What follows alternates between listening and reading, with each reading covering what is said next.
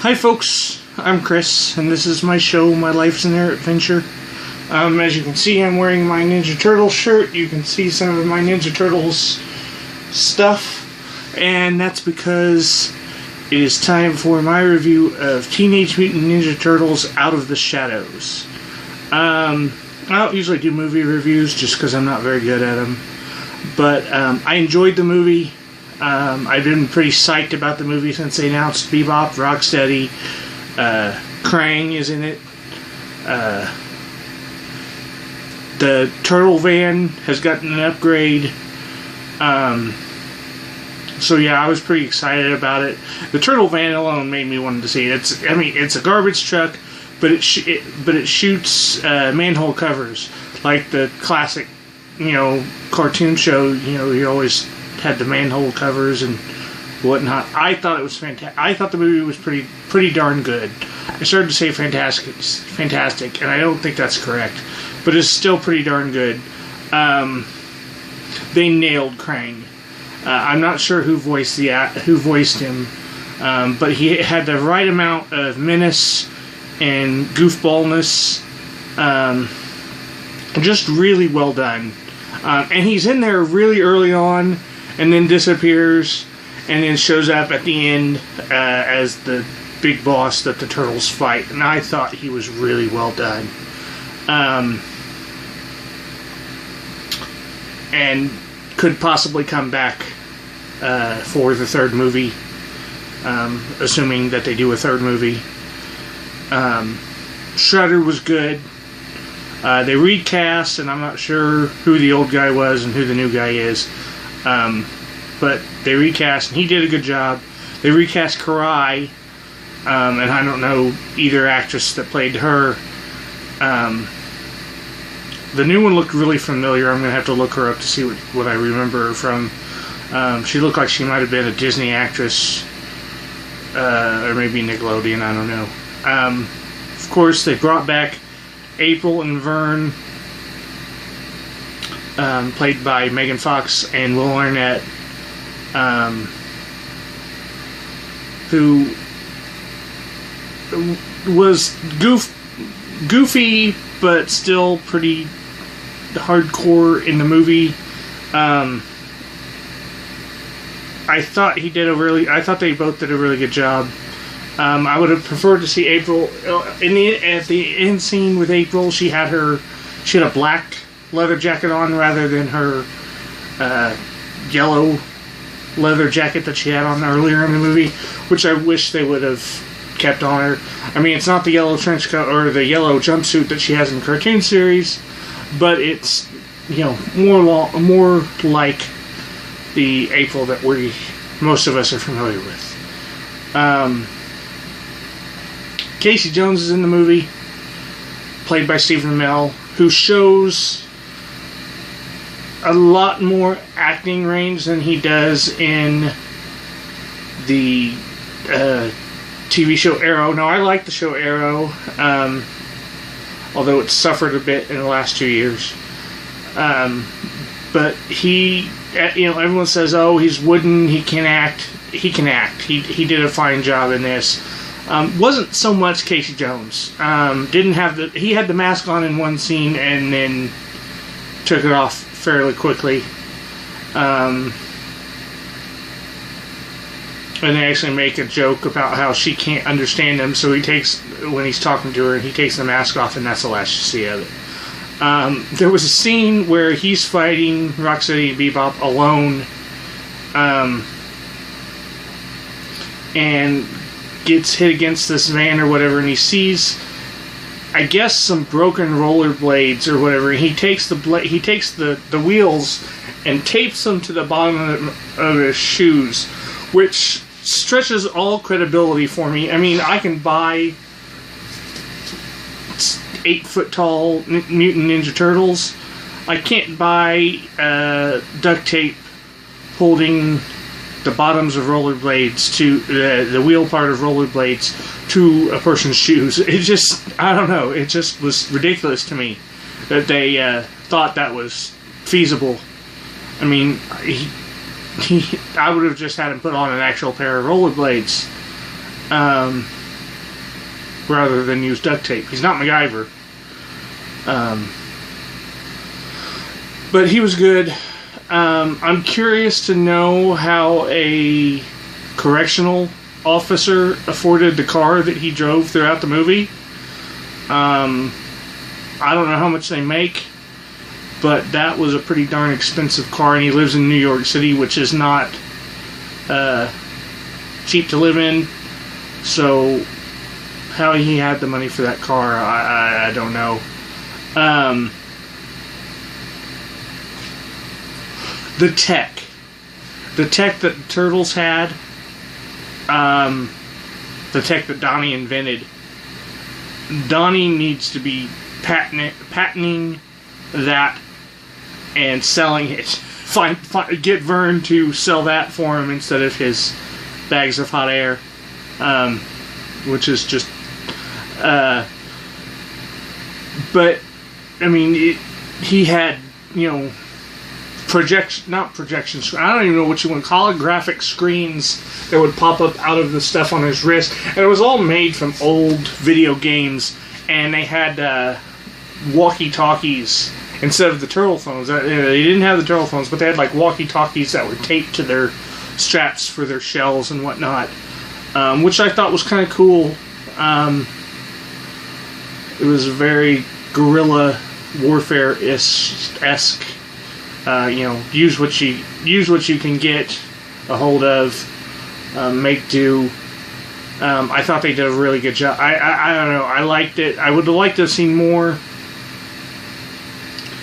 You know, at one point he had an old Nintendo, Super Nintendo, I think it was, a Super Nintendo controller taped to his arm with a bunch of other stuff. You couldn't really see it all.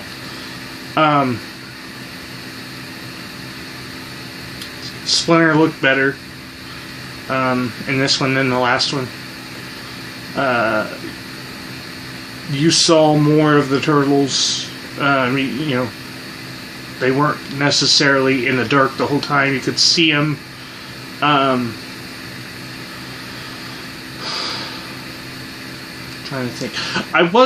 Bebop and Rocksteady are in the movie, played by Seamus, I'm not sure, plays Rocksteady, and then I can't remember the name of the guy that plays Bebop, but he was in Boston Legal, and he was in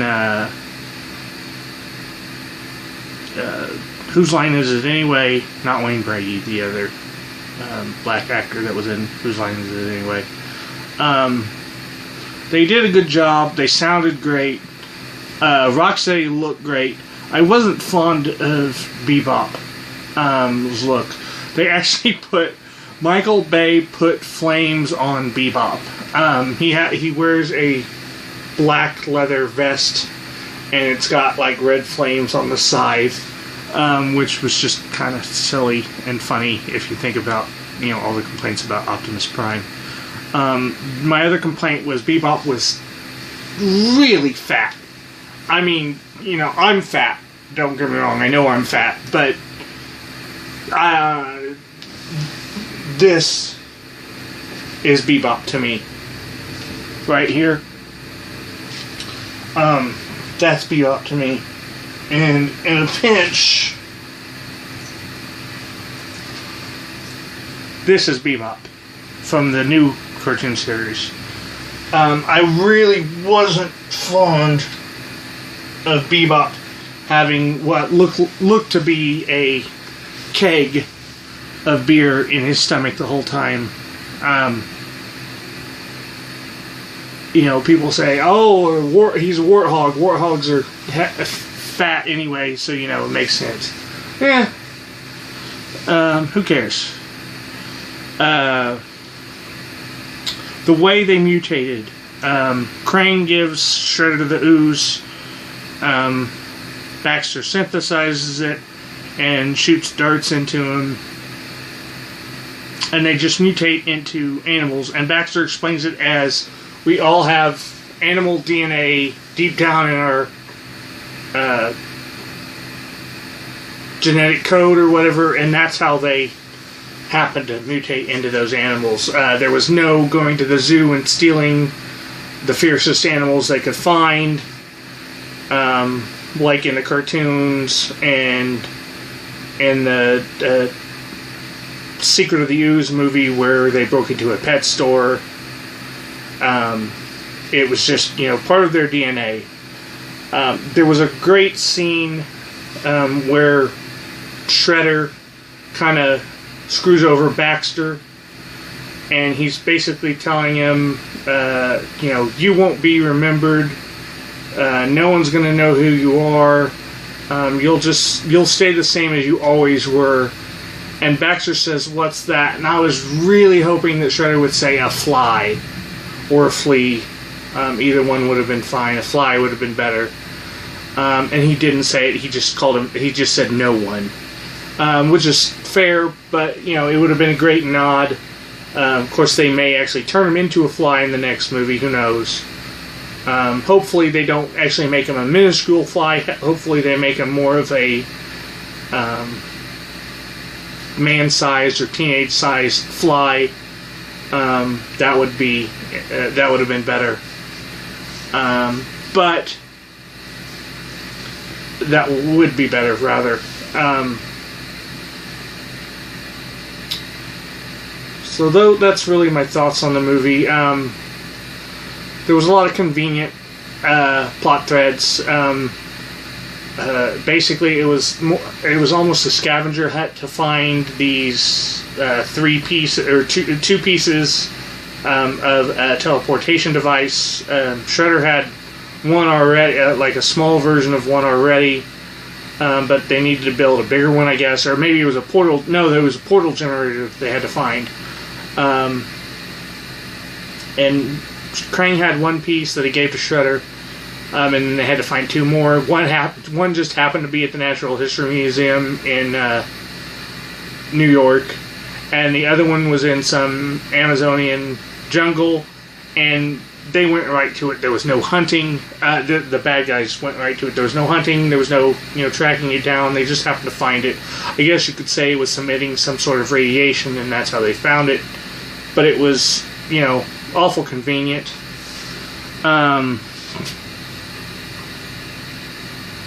So the turtles go after him, and before they can even get to him, they're already on their way back. That's where you see the whole scene from the trailers, where they're parachuting out, or they're jumping out of the plane, and all that. So it was like, just wait for him to come back. It was just all an excuse to have him jumping out of a plane, which is fine. But don't try to disguise the fact that you're wanting to do the most extreme stuff possible, and act like it's an important part of the plot. I don't know, just ham-fisted or whatever. The other thing was, at the end of the movie, when the Shredder and crew and Krang are trying to bring the Technodrome through the portal, it seems to take forever. It comes piece by piece and assembles itself, and it seems to take forever for it to come through. And then at the end of the movie, when they shut the portal down, or when they shut the beacon down or whatever, and send it back through the portal, it goes through in no time. Like, all the pieces disassemble and it goes through in no time. And it's like, it's a good thing it took longer to assemble than it does to disassemble.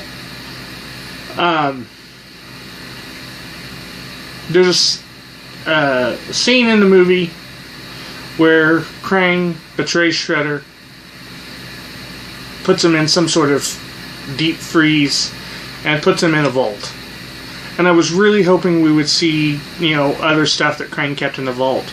One of the things they could have kept was, one of the things could have been Leatherhead, or any of the other mutants, mutant villains, mutant heroes, whatever. That would have been interesting, and it may be something that we see in the next movie, if there is indeed a next movie. The Technodrome looked fantastic. I mean, it's the Death Star with an eye on top of its head. That's what it's always been. And it looked exactly like the Technodrome that you see in the old 90s cartoon, 80s, 90s, whatever it was. I guess it was probably late 80s, early 90s. But yeah, like I said, Krang looked great. The Technodrome looked great. I love the new Turtle van. I was really pleased with the movie. The only thing I really didn't like was Bebop being so heavy. Hopefully we'll get a sequel to this, and it won't take very long for it to come, because, you know, I love the Turtles, and I want to see more. Alright folks, that's all. Obviously this was heavily spoiled, had a lot of spoilers in it, so I will put that in the thread title, the video title rather, and hope you all enjoyed the movie, and have a good day. Bye.